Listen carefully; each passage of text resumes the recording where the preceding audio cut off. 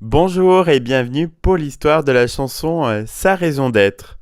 En 1996, Lionel Florence a l'idée d'écrire une chanson sur Mère Teresa le jour même de sa disparition. Il envoie ensuite son texte à Pascal Obispo pour qu'il le mette en musique. Quelques jours plus tard, Pascal téléphone à Lionel pour lui dire qu'il vient de terminer la mélodie, mais qu'il a dû réduire le refrain à c'est sa raison d'être et supprimer la fin de la phrase prévue d'une femme à Calcutta. Lionel Florence trouve cela dommage car la chanson qui était un hommage à Mère Teresa perd alors tout son sens. Pascal Obispo n'enregistre donc pas ce titre pour son album et le met de côté. 2 ans plus tard, en 1998, quand Lynn Renaud demande à Pascal Obispo d'aider son association de lutte contre le sida, ce dernier répond immédiatement présent et a l'idée de faire enregistrer une chanson par un collectif d'artistes français. Au moment de trouver un titre, il repense au projet de chanson sur Mère Teresa.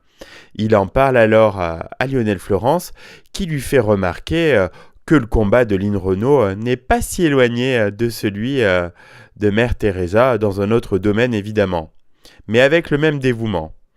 Comme la mélodie imaginée pour cette chanson par Pascal Obispo est assez rapide et rythmée, le parolier trouve qu'elle conviendrait parfaitement pour évoquer la lutte contre le sida en évitant de tomber dans l'écueil larmoyant et plaintif d'une chanson triste. Une maquette est enregistrée et envoyée à une 50aine d'artistes français. 42 d'entre eux acceptent de participer à cette opération humanitaire baptisée Ensemble contre le sida.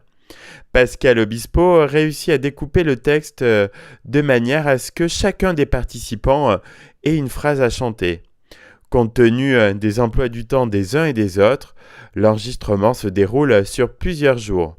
Chaque artiste a 1 heure pour enregistrer sa phrase.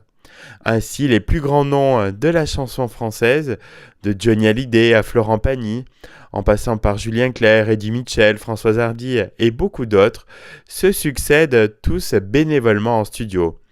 La chanson connaît un immense succès grâce aux radios qui la diffusent énormément. Pascal Obispo et Lionel Florence reverseront l'intégralité de leurs droits à l'association de Lynn Renaud.